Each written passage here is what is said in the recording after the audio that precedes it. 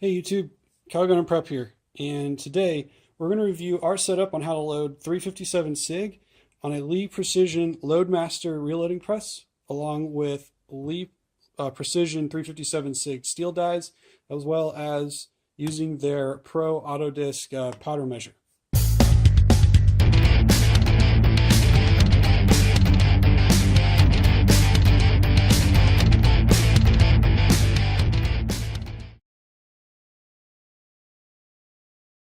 All right, so before we actually go through the process of how to actually reload the ammo, or reload 357 SIG rather, first I want to talk a little bit about the equipment that we're using, the components we're using, and a little bit about the cartridge itself. So 357 SIG, I'm not going to go into the full history of it, but basically it was designed to emulate the ballistics of a 357 Magnum 4-inch revolver in a semi-auto pistol, right? So think about that. We've got essentially the same stopping power of a 357 Magnum in a Glock, or what I carry, a 357 SIG in Springfield XD with a 4-inch barrel. It's actually the first handgun I've ever bought or owned. So that's why 357 SIG's kind of got a special place in my heart. I absolutely love this round. It is so much fun to shoot. It's super accurate, and like I said, it's got the stopping power of a 357 Magnum, so can't go wrong with that, right? That being said, reloading for it is definitely not for the faint of heart. And I don't mean to say that it's difficult, it's just that it requires a lot of patience, and there's a lot of small details that you have to pay attention to when you're reloading for this particular round. Reason for that is I've actually got a round right here. If you take a look at it, you'll notice how short that neck is, right? That poses some problems when trying to reload for this particular cartridge. And the reason for that is with such a short neck, there is very, very little neck tension to hold the bullet in place. So what can happen is, very easily rather, is this bullet, as it gets chambered into the barrel, or as you're shooting it, it's getting moved up into the clip. It's getting, it's vibrating, it's moving back and forth in that magazine. This bullet can actually move forward or backwards, as it gets moved around inside the gun, and then that can create an overpressurized situation, in which, when this round actually gets chambered into the barrel, we pull the trigger, and then kaboom, bad things happen. So we have to make sure that when we're loading for this cartridge, that we take into account bullet setback, and we do things to kind of mitigate that. So one of the ways we can deal with bullet setback with the 357 SIG round is by reloading with what's called a compressed load. Now, a compressed load is basically where we fill the shell with powder all the way, so that way when the bullet sits in and gets seated, it's actually resting on top of the powder.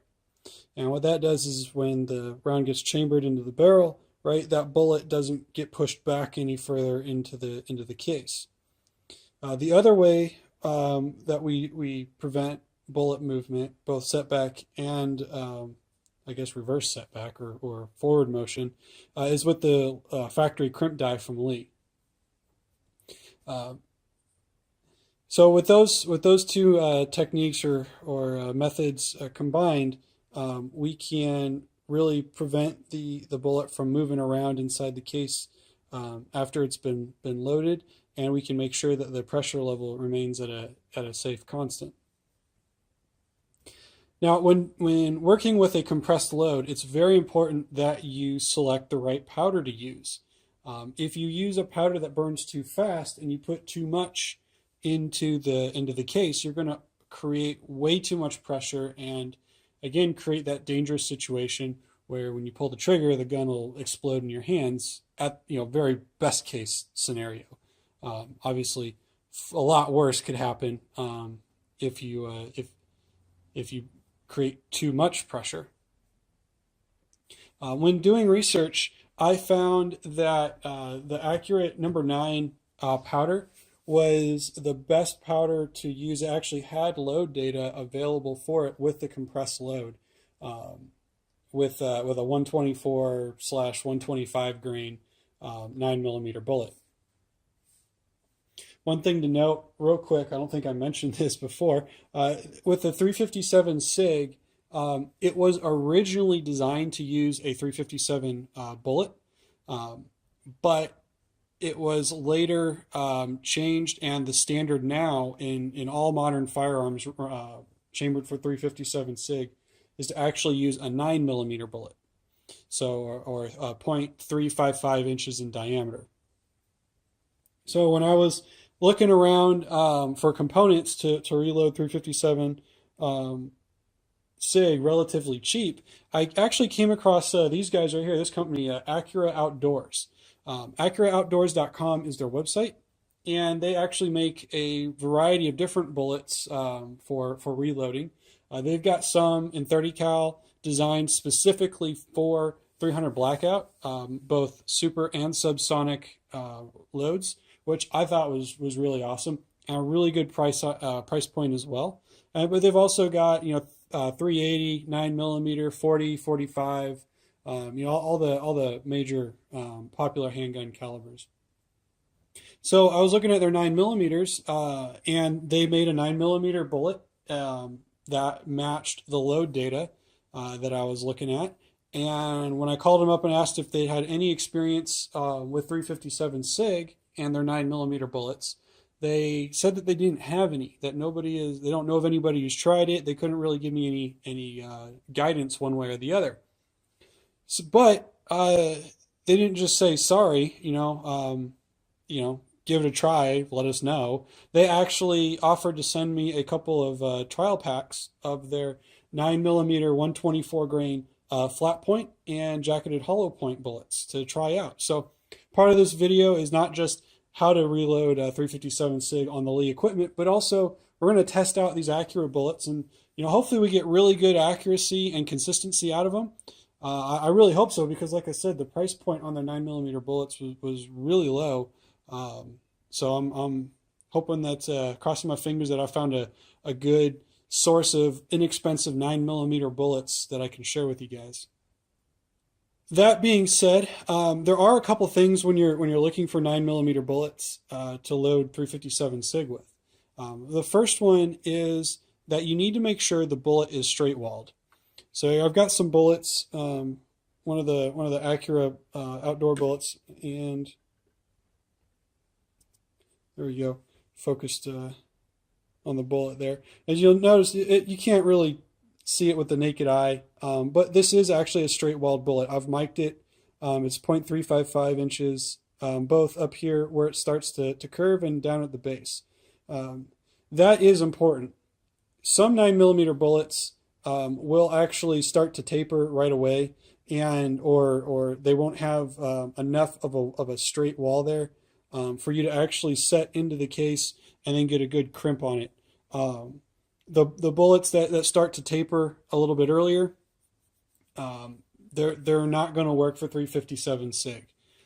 There are some bullet manufacturers out there that make bullets specifically designed for 357 SIG, but they're running about, I think it's 25 cents a bullet, and at that price point, I was really looking for something a little bit lower. I'm just looking for cheap range ammo. Just go to the range, target practice. This is not for this particular load is not for self-defense or competition shooting. If that was the case, then I'd definitely spend the extra money. But I just want to save some money when I'm going to the range. So I'm looking for bullets that'll work for as cheap as possible.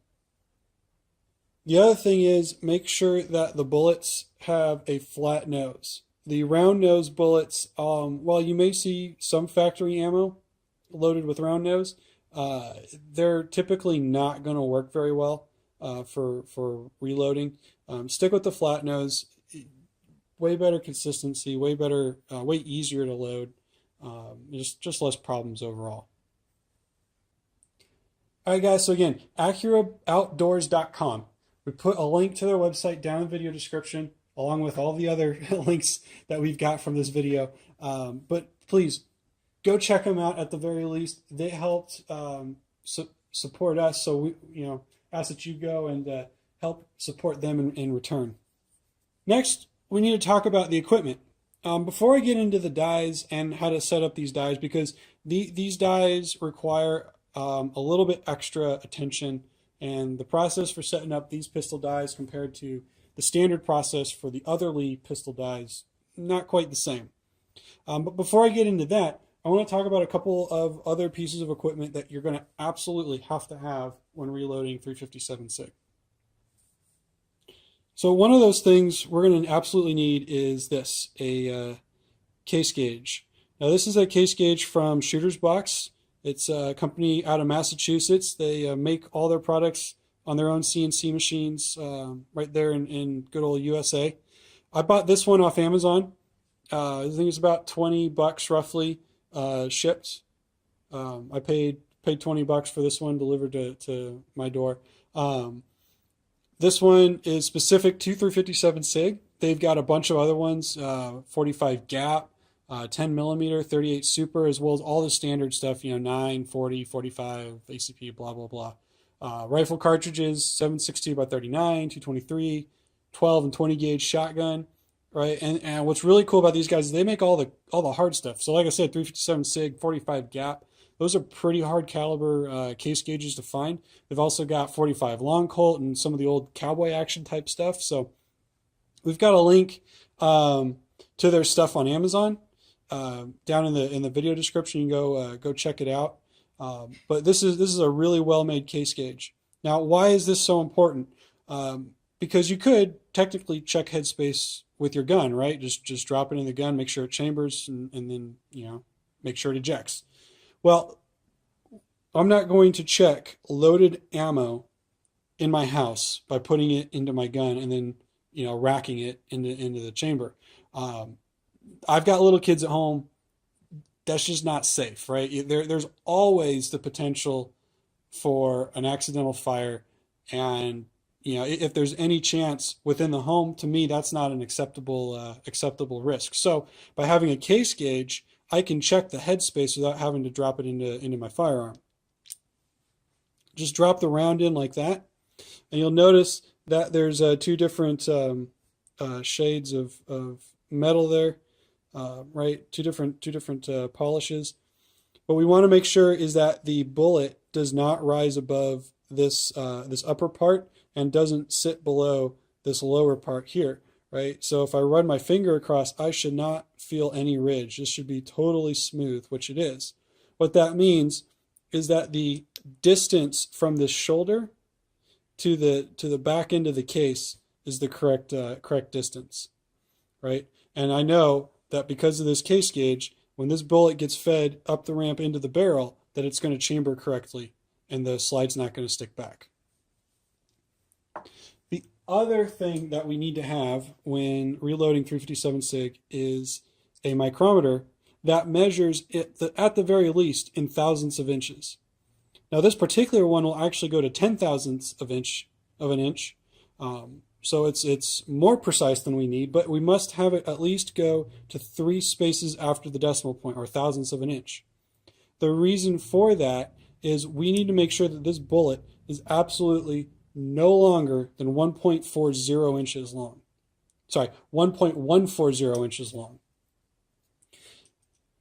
If I have a micrometer that only measures up to the 100th of an inch, if this bullet measures 1.142 or 1.143 inches long, that micrometer, because it only goes to the nearest 100th, is going to still tell me it's 1.4.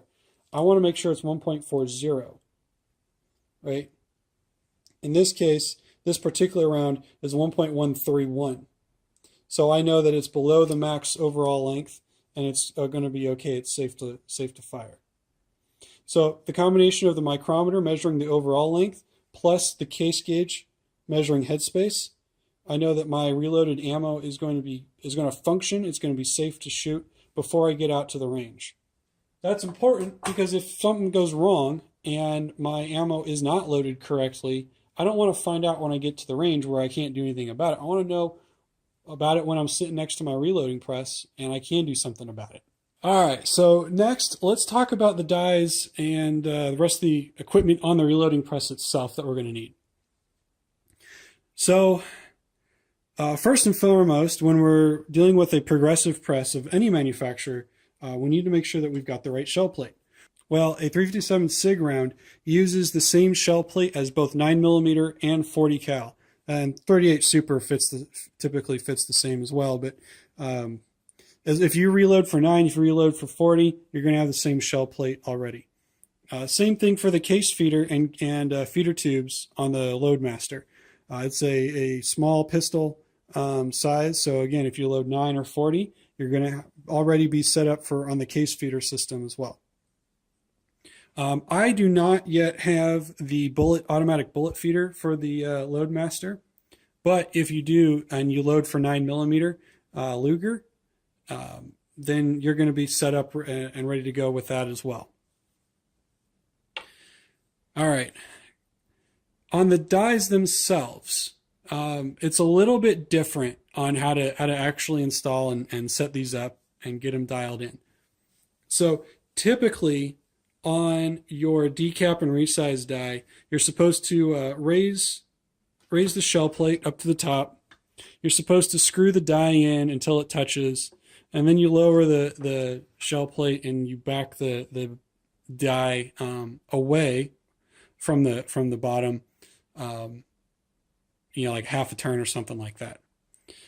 I actually screwed mine all the way down to the shell plate. So if I raise the shell plate up until it touches, this decap and resize die is actually still touching the shell plate.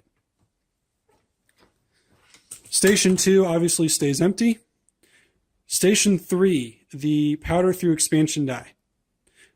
Lee Precision, if you're watching this, please stop sending us powder through expanding dies. Just send us a short charge die. There is so little length in the neck, right? You'll hear me say it a couple more times. I've already said it at least a dozen times.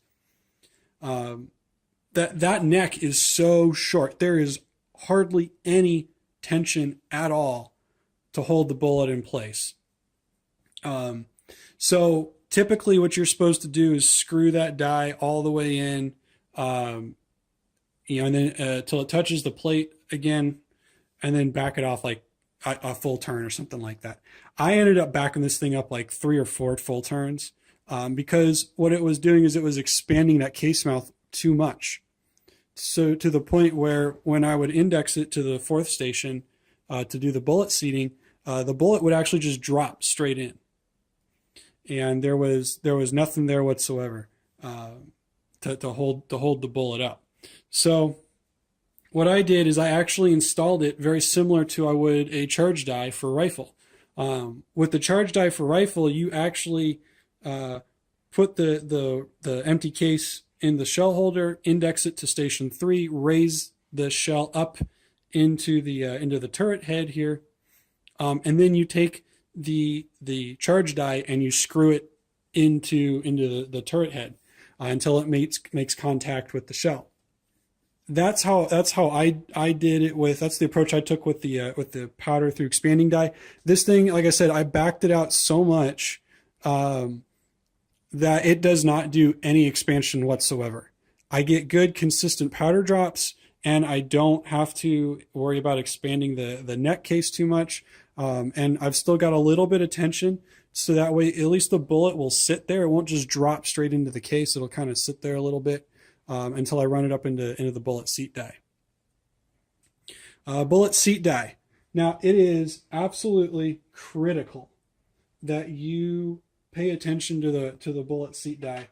Again, when you're setting this one up, you can still follow the normal process for the bullet seat die, right? Again, raise the shell plate up, screw it in, back it up, a couple turns or whatever.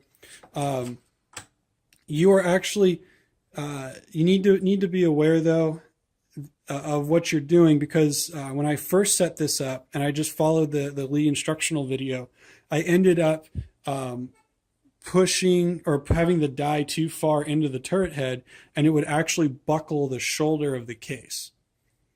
So I've got some pictures here of what actually happened and what that looks like. And so what you want to do is make sure that this die is backed out about another full turn, and then you can set the actual cedar a little bit deeper to get your actual desired length. When you're going through and setting all these up, it's good to make a couple dummy rounds. Right? No powder, no primer. Just run the brass through the dies. Make sure that the dies are calibrated correctly, that you've getting the correct overall length that you're looking for, that you're getting the right amount of case expansion. You're not expanding it too much, right? That the shoulder's getting set back the correct distance when you resize it, right? All those things you want to make sure that the dies are dialed in before you actually go start using powders and primer, because then in that case you're probably just going to end up wasting primers and a little bit of powder as well. Last thing, factory crimp die. You want to follow pretty close to the same instructions, in the instructional video from Lee when you're installing the factory crimp die. Right, raise the shell plate all the way up. Screw this guy in till it touches, lower it, screw this down about another full turn. With the 357 SIG, again, because I told you I'd be saying this again, such the short neck, little to no neck tension on the bullet whatsoever, you need to apply a pretty good crimp to that bullet to make sure it does not move around. Again, the absolute last thing you want to see happen is that bullet gets set back as it gets loaded into the barrel, chambered in the barrel, and then you create an overpressurized situation. That's the absolute last thing you want to have to deal with. So give it a good firm crimp. The bullets from Acura, I've had to pull a couple apart because I screwed up on one step or another. Those bullets, they're getting crimped. They're definitely got a firm crimp to them, but they're holding up well. The bullet doesn't get deformed. It's not lopsided. It's a good even crimp all the way around. I haven't had any problems applying a firm crimp. I tried backing the die out, and only doing 3/4 of a turn into the turret head when I was setting it up. I just didn't get a firm enough crimp, at least not on the Acura bullets, and as a result, I was getting some bullet movement, some bullet setback as I would chamber a bullet into the barrel. All right, so we've talked about the components that we're going to use for reloading. We've talked about the equipment we're going to need for reloading. We've talked about how to set up our dies. There is one more thing I forgot to mention, guys. I'm sorry.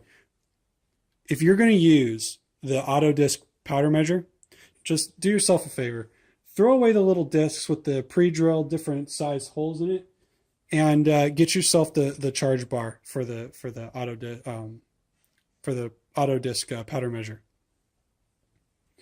This thing is awesome. It is so much better. Honestly, I don't even know. Lee, again, if you're watching, stop sending us those stupid discs with the pre-drilled holes. Just send us that thing out of the box. I mean, there's no reason for you to keep sending us those stupid little discs anymore. Send us the charge bar. It's like $8 on Amazon is where I ordered it from. You can buy it, from all the other places as well. It's about the same price, but I bought it from Amazon because that was like literally the only thing I needed to buy right then and there, and I got free shipping. So that's why I bought it from Amazon. But this thing is awesome. So when dealing with 357 SIG, you want to make sure your powder drops are very precise. And if you're doing it with the little discs with the pre-sized holes in it, you may or may not be able to change the amount of powder by 1/10 of a grain, or even maybe 1/100th of a grain, or a few hundredths of a grain. Well, with this powder bar, charge bar, you can't. All you got to do is turn this little brass knob left or right, and it will increase or decrease the amount of powder you're dropping, and you have essentially infinite adjustments between each grain, or this measures in cc's, but you have an infinite amount of adjustment between, the min and max uh, total amount of powder this thing can drop. Now this thing will drop, I think it's 0.2 cc's all the way to about 1.5 cc's of powder. Now there's a whole conversion you go through, and different powders convert differently between cc's and grains. And Lee provides you that nice, convenient chart. But all that is really a guideline. It's just going to something to start with, and then you're going to start adjusting up or down based off your actual measurements. So again, drop some powder into a case, measure it, check it, and then adjust it. And what's nice about this is I can just quickly turn that knob. I don't have to loosen any screws. I don't have to take anything apart, right? I can just very quickly, in a matter of a second, turn knob, and then adjust, remeasure, turn a knob, adjust, remeasure, until I got my powder drops dialed in. All right, so the next step in reloading for 357 SIG is case prep. And so what I use for case prep is just the Lee case length gauge with cutter and shell holder. And I just do this by hand. It's not very quick, but for about $5 you can get the case length gauge. I think I bought mine off of Midway. They had them for $5 for 357 SIG. It is harder to find for 357 SIG, I'm not going to lie.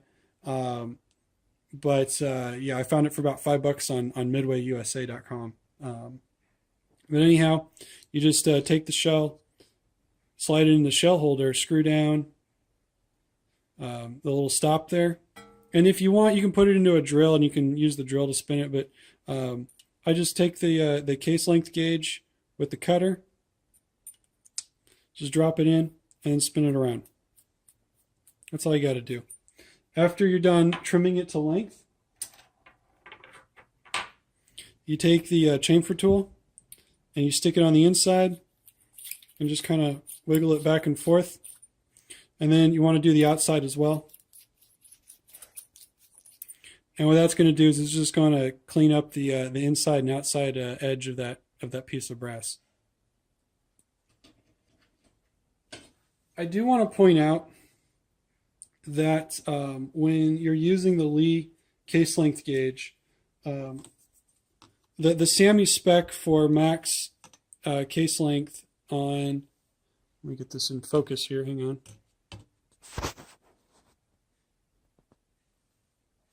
That the SAMI spec for case length on 357 SIG is 0.865 inches. When you're using the Lee Precision case length gauge and cutter, you're actually going to end up trimming to about 8.55 inches. So a full hundredth of an inch shorter than max length. You don't have to use the Lee case length gauge and cutter to trim, but what you do want to do is make sure that all your brass is trimmed to the same length and it's consistent from piece to piece. Otherwise, with a progressive press, you're going to get a little bit of inconsistency, maybe a few thousandths of an inch inconsistency between round to round. It's just the way that a progressive press is and operates. But you don't want to compound the issue, the problem or the issue with having brass that isn't the same length, from piece to piece. So it doesn't matter what you use to trim it, as long as it's no longer than 0.865 inches, and every piece of brass is the same uniform length, you'll be fine. You'll be in good shape. All right, so the last step we need to cover before we actually reload some ammo is case lubrication. Now I'm going to say lube and lubrication a couple times. And yeah, I know, I'm sure there's going to be a few dirty comments, but just remember, this is YouTube. It's public domain. Keep it at least PG-13 rated. All right. So my quick and dirty way to apply lube, yeah, I know what I just said, is take a gallon-sized Ziploc bag. I then take my case lube. I use Lyman Quick Slick, but you can use whatever you got, Hornady One Shot, or any of the spray aerosol case lubes. And I'm just going to spray one quick squirt on either side of the inside of the bag here. I'm just going to throw my brass in, and then we're going to close this up. I want to get most of the air out. But then all I do is I just kind of wiggle it around in there. And I'll kind of make sure I'm getting the sides, I'm getting the brass nice and lubricated. And then that's it. What's really great about this, my uncle actually, this is his little trick, so I can't take the credit for coming up with this one. I got to thank my Uncle G out in Kentucky for this, but I mean, this is really ingenious, because what's so awesome about this is not only is that a really quick, clean, easy way to lubricate the brass, but I can then take out whatever piece I want, load it up into my press, and start reloading. And whatever I don't reload, I can just leave in this sealed Ziploc bag. And it doesn't matter what I mean, obviously I probably don't want to mix calibers too much, but it's not going to matter if I do, other than it's going to take me time to sort it back out, keep things separate. But you know, I've left brass in the bag after doing that little step for, you know, a week at a time, and I pull it out, and it's still good to go because it's sealed in a Ziploc bag. It's airtight. So everything just stays self-contained, and I can pull out the brass as I need it when I want to reload it, and all the other stuff just stays in the bag, and we're done. I don't have to worry about it again. So there you guys go. Super cheap, inexpensive little trick there for you. Gallon-sized Ziploc bag. Lubricate your brass, store it, keep it ready to go until you're ready to reload it. So all right, I'm going to pull out 5 pieces of brass, and we're going to now load some ammo. All right, so here we are.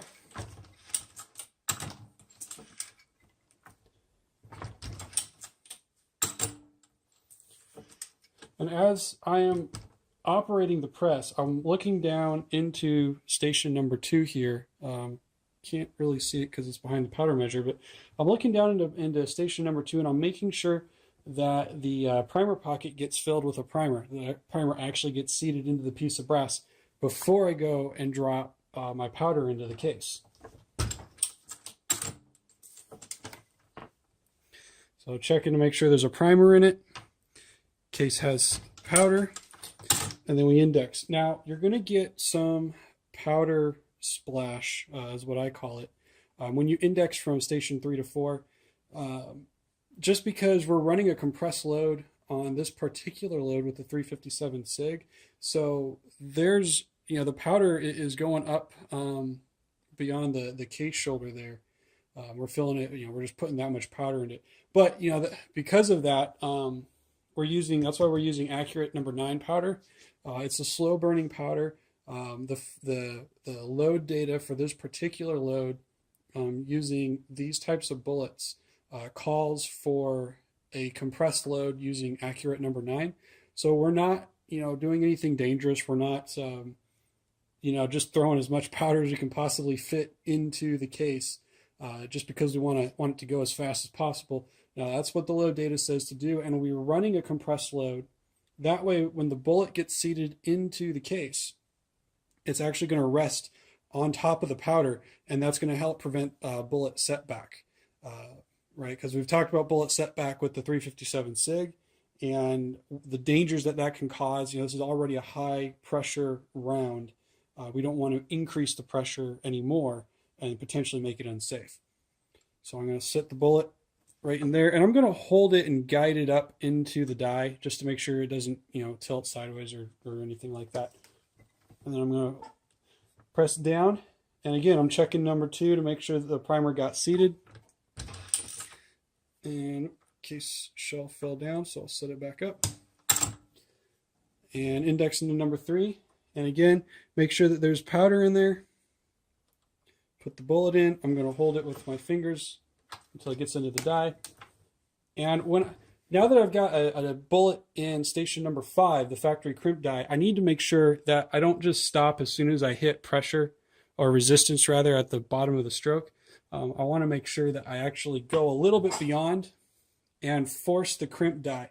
If you don't, if you just run it up in there and stop, with this particular bottleneck pistol crimp die, the crimp will not actually get applied. So it's important that you go beyond when you hit just the resistance, and you actually push down on the handle by about another 20 foot-pounds of force.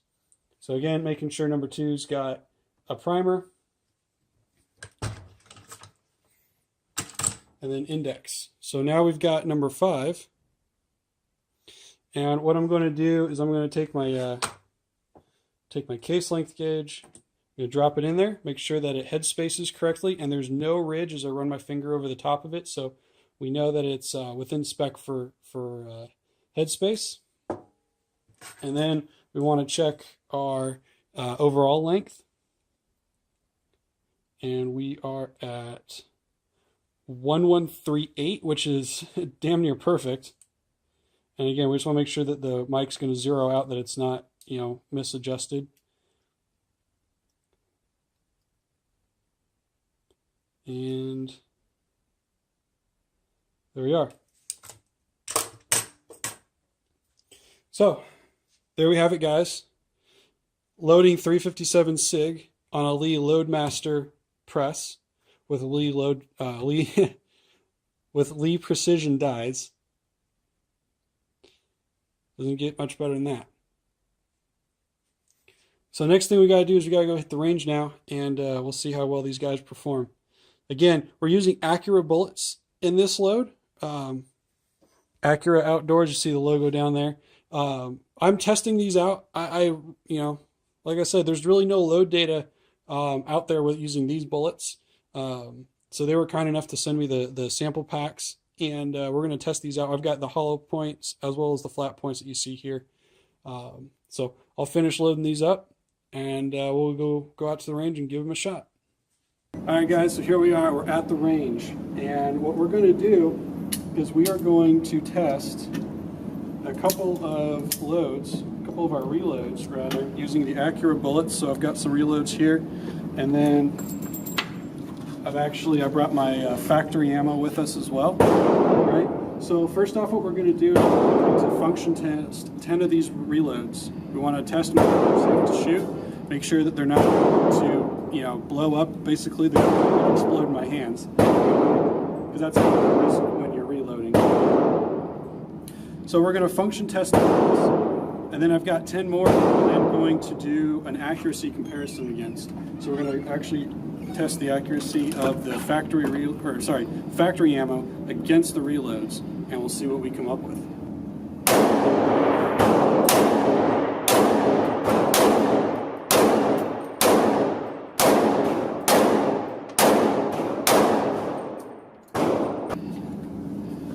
So these two rounds down here and this one down here, those three were test rounds. I was trying to see if I could get my chronograph to read, but my battery died, so sorry guys. I don't have the actual nerdy data on it, but you can take a look. Here's my here's my shots with the factory ammo. Here's my shots with the reloaded ammo, bullets. Again, these are accurate 24 grain flat point bullets. I really can't tell the difference between the accuracy, guys. I mean, it looks pretty close. I did happen to get one, pretty daggone close to center there. I'm not an expert shooter by any means, so don't judge me by my accuracy. But just for comparison's sake, right? Again, we've got some Remington UMC 125 grain flat point ammo. This is 1 grain heavier than the ammo that we loaded with, right? We used Acura 124 grain flat point jacketed bullets. Accuracy is almost identical. So I am really, really impressed with the bullets from Acura. I'm really happy, guys. This is what I'm going to load with. I mean, the price point is amazing. I can't beat it, and good quality ammo at a low price. I mean, that's what it's all about, right? So I consider this a success.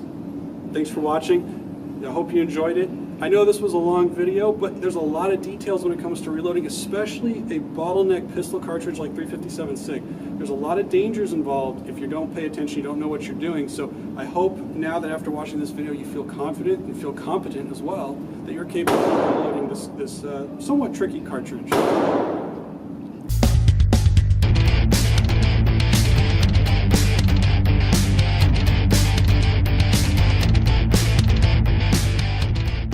Guys, thanks for watching. I hope you enjoyed the video. If you did, please click the subscribe button. Leave us a comment down below. Let us know.